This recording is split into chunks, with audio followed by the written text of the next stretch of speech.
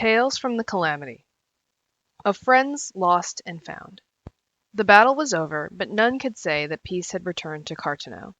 The lesser moon, and the winged abomination that burst from its belly, had visited devastation on the once fertile flats, leaving naught but a scarred wasteland for as far as the eye could see. Matron, have mercy. I have died and gone to the seventh hell. Elder Seedseer, come quickly.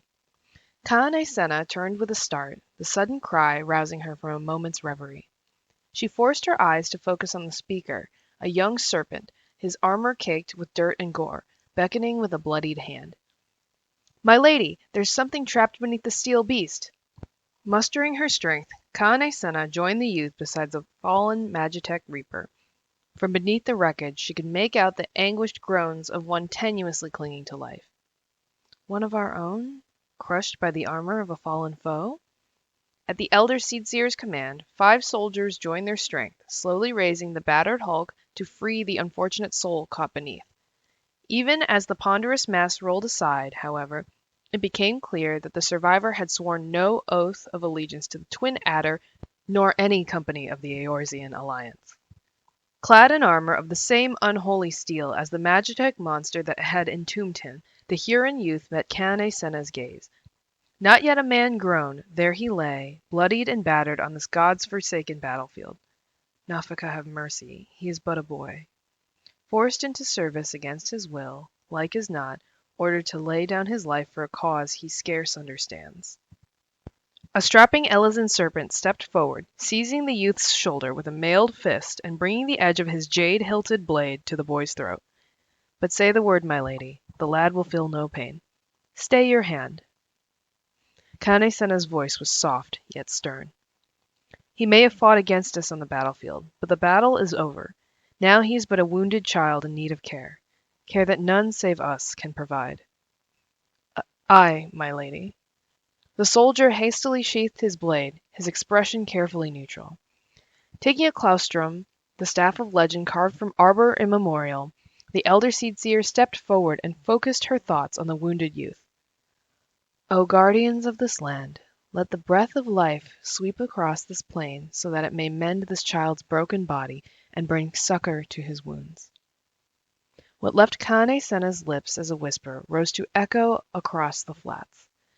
A gentle breeze broke the eerie stillness in the air, whistling as it swirled about the spot where the boy lay still.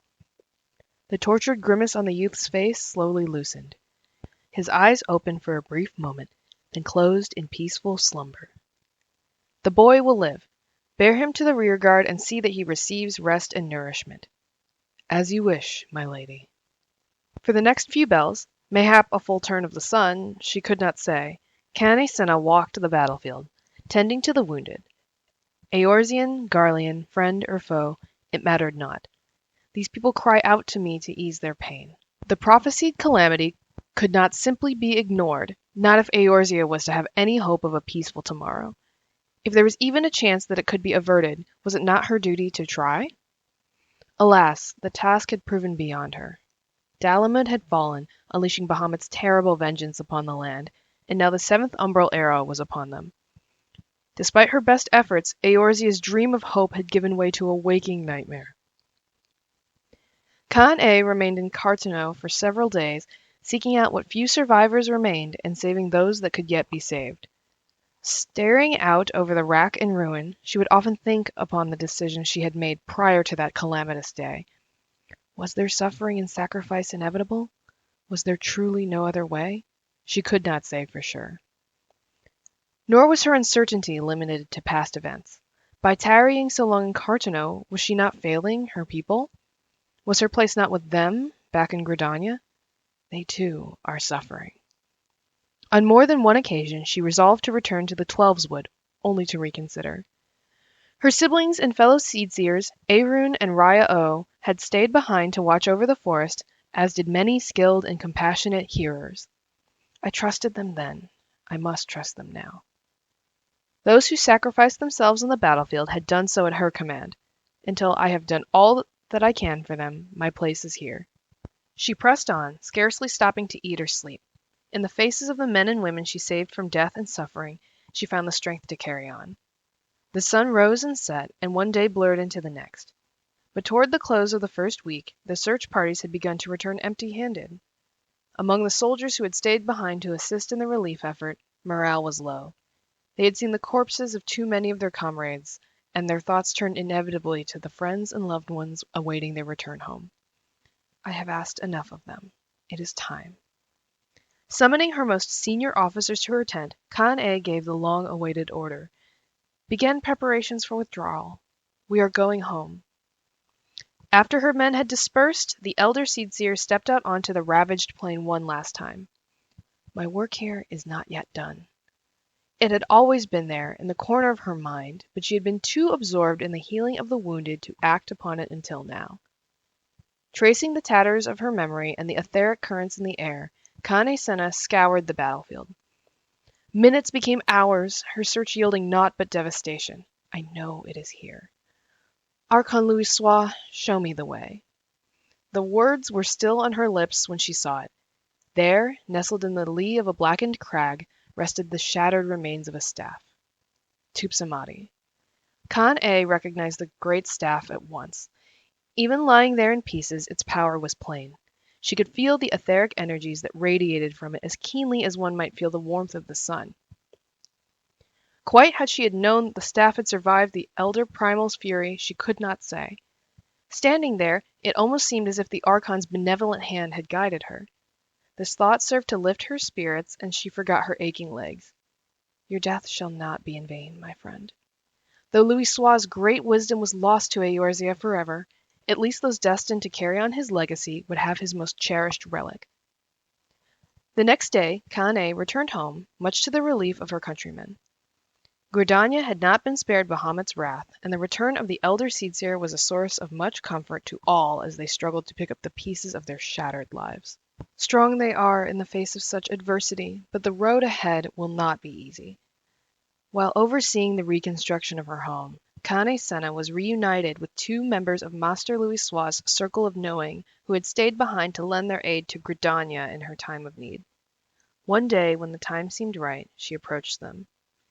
Ida, Papalymo, my friends. Kane-senna searched for the right words, but they would not come. Holding out an ornate box of rosewood bearing the mark of the Carpenters' Guild, she simply nodded. For us? Oh, Kan-e, you shouldn't have... Ida's smile froze as she raised the lid. Master Louis-Soix, they said he was... But I hoped... Kan-e saw tears well up in the girl's eyes, and soon enough her shoulders began to shake. Even Papalymo, not one for emotional outbursts, was unable to contain his grief, and so the three of them shared a moment of mourning for the fallen Archon. The Lalafell was the first to compose himself. Clearing his throat, he proceeded to expound upon the relic and its origins, as much, Kan-e suspected, to distract as to enlighten. Tupsamati, he explained, was fashioned from stone engraved with ancient incantations and a treasured horn of bone passed down from antiquity. As his late master had told it, the staff was the beacon that would summon the 12 down from the heavens and bring about Eorzea's deliverance. You have done us a great kindness, Elder Seedseer, Papalymo continued. Though none save Master Louis-Soix possesses the power to wield Tupsamati, I shudder to think what might have resulted had it fallen into the wrong hands. You may rest assured that we will keep it safe. I don't have the words to thank you, Ida added. If only Master Louis-Soix were here. He always knew what to say. Perhaps sensing further tears were imminent, Papalymo quickly pressed on.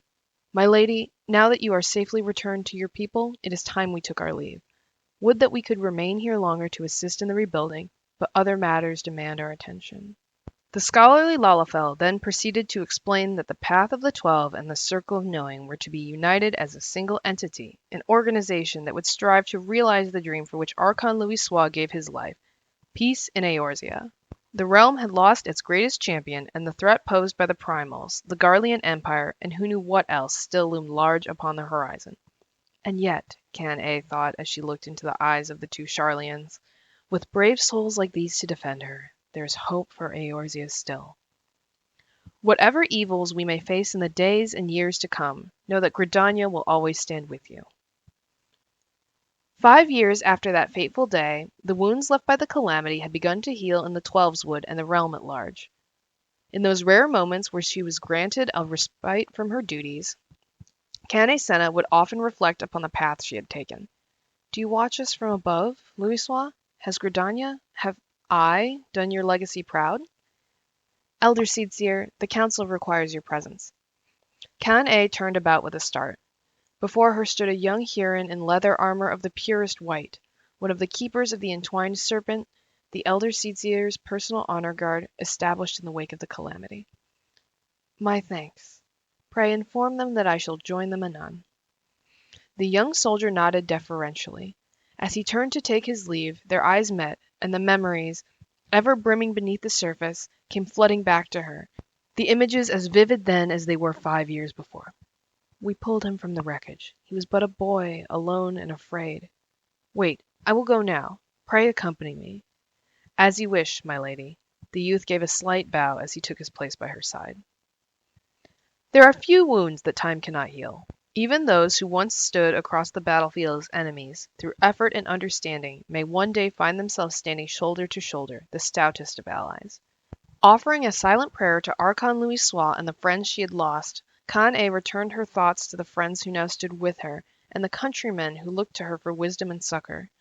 The true rebirth of this realm has only just begun. As the sun's warm light streamed through the leaves and down upon the path before her, Cane Senna strode purposefully forward. The greatest challenges still lie ahead, yet we shall rise to meet them, together as one.